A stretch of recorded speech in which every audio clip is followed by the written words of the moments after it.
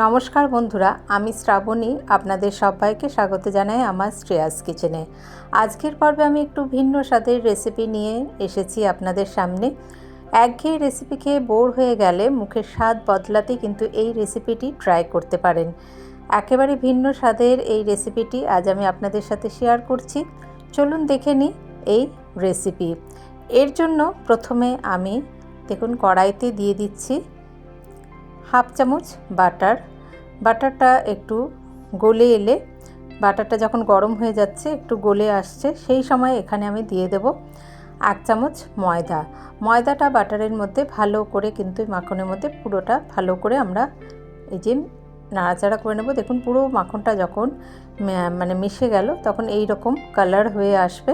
তারপরে এখানে আমি দিয়ে দেব 1 কাপ দুধ, তবে দুধটা অল্প অল্প করে দেব, একসঙ্গে পুরোটা দেব না, কারণ এইখানে যেহেতু এই ময়দাটা আছে, ময়দার মধ্যে দুধটা ভালো করে এখন মিশিয়ে নিতে হবে। এই দুধটা অল্প অল্প করে দুধটা দিয়ে মিশিয়ে নেব, যাতে এই ময়দা জন্য যে লাম্পস রয়েছে সেটা যেন না থাকে, পুরো যেন একদম ভালো করে মিশে, এই যে দেখুন একদম স্মুথ হয়ে গিয়েছে, পুরো ভালো করে মিশে গিয়েছে।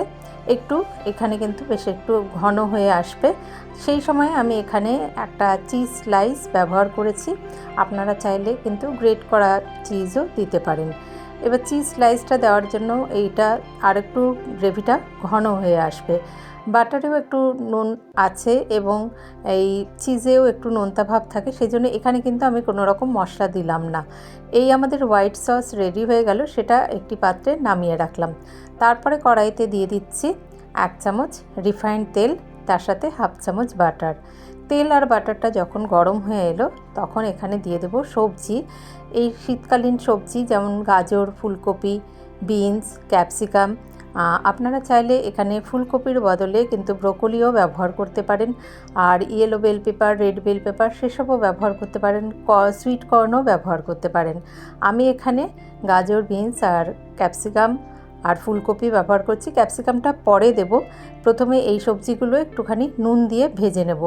লো টু মিডিয়াম হিটে রেখে মিনিট 5 সবজিগুলো আমরা ভালো করে ভেজে নেব। দেখুন বেশ খানিকক্ষণ ভাজা হয়ে এলো, 4-5 মিনিট ভাজা হয়ে যাওয়ার পরে শেষে আবার ক্যাপসিকামটা দিয়েও একটুখানি ভেজে নেব। এখানে আমি শুধু দিয়ে দিচ্ছি একটু গোলমরিচ গুঁড়ো, হাফ চামচ মতো গোলমরিচ গুঁড়ো দিয়ে দিলাম। গোলমরিচ গুঁড়ো দিয়ে আবারও সবজিটাকে ভালো করে ভেজে নিয়ে নামিয়ে রাখবো। দেখুন সবজিটা 5 মিনিট মতো ভাজা হওয়ার ফলে একটু কালারও ধরে এসেছে, রঙটাও চেঞ্জ হয়ে এসেছে, আর লো টু মিডিয়াম হিটে রান্না করে একটুখানি সিদ্ধও হয়ে আসবে। তারপরে সবজিটা নামিয়ে রেখে ওই কড়াইতেই আমি দিয়ে দিচ্ছি আবার 1 চামচ তেল, 1 চামচ রিফাইন্ড তেল দিয়ে দিলাম। তার মধ্যে দিয়ে দিচ্ছি 1/4 চামচ চিলি ফ্লেক্স, আর দিয়ে দেব তারপরে 2টো মাঝারি সাইজের টমেটো বাটাটা তেলের মধ্যে ভালো করে আমরা সাঁতলে নেব, এর কাঁচা ভাব চলে যাওয়া অবধি। টমেটো বাটাটাকে দেখুন এখানে খুব ভালো করে, এখানে আমি চিলি ফ্লেক্স ব্যবহার করেছি, আপনারা চাইলে লঙ্কার গুঁড়োও কিন্তু ব্যবহার করতে পারেন। ভালো করে টমেটো বাটাটাকে সাঁতলে নিলাম, তারপরে ওর কাঁচা ভাব চলে যাওয়া অবধি। তারপরে যে আমরা হোয়াইট সসটা রেডি করে রেখেছিলাম সেটা এর মধ্যে মিশিয়ে দেব।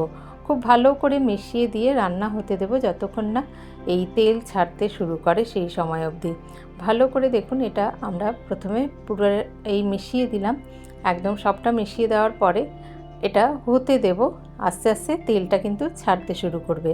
দেখুন এই যে রান্না হয়ে আসলে এই তেলটা ছাড়তে শুরু করেছে, এই সময় আমরা যে সবজিগুলো ভেজে রেখেছিলাম সেগুলো এখানে দিয়ে দেব। এখানে রোজকার একঘেয়ে রেসিপি ছেড়ে মাঝে মাঝে একটু মুখের স্বাদ বদলাতে অন্যরকম রেসিপি ট্রাই করতে কিন্তু মন্দ লাগে না। এই রকম রাইস বোল যেগুলো আমরা রেস্তোরাঁয় খেয়ে থাকি সেগুলো যদি ঘরেই বানিয়ে নিতে পারি, বিশেষ করে এই শীতকালে যখন সত্যি খেতেও ভালো লাগে আর রান্না করতেও ভালো লাগে, সেই সময় এসব রেসিপি ট্রাই করা যেতেই পারে। ঢাকা দিয়ে লো টু মিডিয়াম হিটে 3-4 মিনিট আমরা রান্না করে নেব, তাহলেই কিন্তু আমাদের সবজিগুলো বেশ ভালো করে সবটাই সিদ্ধ হয়ে যাবে। এইভাবে একদিন সব সময় একই মশলা ব্যবহার করে আমরা রান্না করে থাকি, একবার এইভাবে এই মিক্স ভেজ ট্রাই করে দেখবেন। এবারে আমরা একটা স্যালাড বানিয়ে নেব, যেহেতু রাইস বোল করছি। তো এখানে আমি 2 চামচই দই নিয়েছি, দইটাকে ভালো করে একটুখানি ফেটিয়ে নিয়েছি। তারপরে কুচিয়ে নেওয়া পেঁয়াজ, টমেটো, শসা আর গাজর আর বিটটাকে একটু গ্রেট করে নিয়েছি, সেগুলো এর মধ্যে দিয়ে দেব। সামান্য একটুখানি ধনেপাতা দিয়ে দিলাম, একটু কাঁচা লঙ্কা কুচিয়েও দিয়ে দিতে পারেন, আমি এখানে যদিও দিইনি। আমি দিয়ে দিচ্ছি আন্দাজ মতো বিট নুন দিয়েছি। আর এখানে চিলি ফ্লেক্স দিয়ে দিচ্ছি 1/4 চামচ, আর 1/2 চামচ দিয়েছি ভাজা মশলা। শুকনো খোলায় জিরে ধনে ভেজে আমি গুঁড়ো করে রেখে দিই, সেই ভাজা মশলাটা এখানে ব্যবহার করেছি। এবার সব মিশিয়ে নিলাম, দিয়ে এই একটা স্যালাড আমাদের রেডি হয়ে গেল। তারপরে আমরা ভাতটা রেডি করে নেব। ভাতটা রান্না করে রেখেছি, সেটাকে একটুখানি এই তেল আর বাটার কড়াইতে দিয়ে দিচ্ছি। 1 চামচ থেকেও কম তেল দিয়েছি, আর বাটারও 1 চামচ থেকে কম দিয়েছি। তেল আর বাটারটা ভালো করে গরম হয়ে এলে তারপরে তার মধ্যে দিয়ে দিচ্ছি আবার 1/2 চামচ চিলি ফ্লেক্স।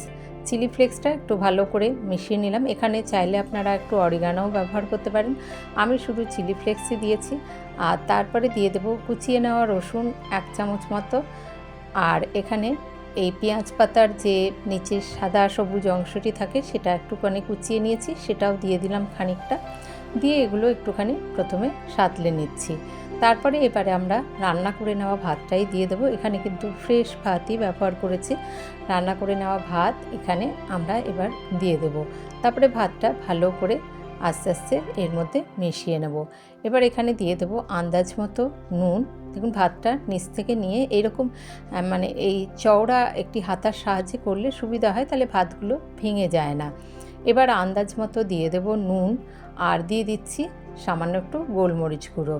তারপরে আমরা আবারও এই ভাতটা একটু নাড়াচাড়া করে নেব, আর শেষে একটুখানি এখানে ধনেপাতা আর একটু স্প্রিং অনিয়ন আমরা ছড়িয়ে দেব, দিয়ে আবারও মিশিয়ে নেব। তারপরেই আমরা গরম গরম এই ভাত হার্ব রাইস এটা সার্ভ করে দেবো। দেখুন সামান্য একটু স্প্রিং অনিয়ন দিয়েছি আর একটু ধনেপাতা কুচি ছড়িয়ে দিয়েছি। এবারে সবটা ভালো করে মিশিয়ে নিয়ে আমাদের এই রাইস বোল সার্ভ করার জন্য রেডি হয়ে গেল। মুখের স্বাদ বদলাতে মাঝে মাঝে একটু ঘুরিয়ে ফিরিয়ে অন্যরকম রেসিপি ট্রাই করতে কিন্তু মন্দ লাগে না। আজকের এই মিক্স ভেজ রেসিপি একদমই অন্য স্বাদের, খেতে কিন্তু দারুণ স্বাদের হয়েছিল। আর দিয়ে দিচ্ছি স্যালাড। এইভাবে আমরা আমাদের এই থালি সাজিয়ে দিলাম। রেসিপিটি ট্রাই করবেন, আশা করি আপনাদের ভালো লাগবে। ভালো লাগলে একটি লাইক অবশ্যই দেবেন, আর আমাকে সাপোর্ট করতে চ্যানেলটিকে সাবস্ক্রাইব করার অনুরোধ রইল। যে সকল বন্ধুরা আমার পাশে আছেন তাদের অসংখ্য ধন্যবাদ জানিয়ে আজ আসি। ভালো থাকবেন সকলে, ধন্যবাদ।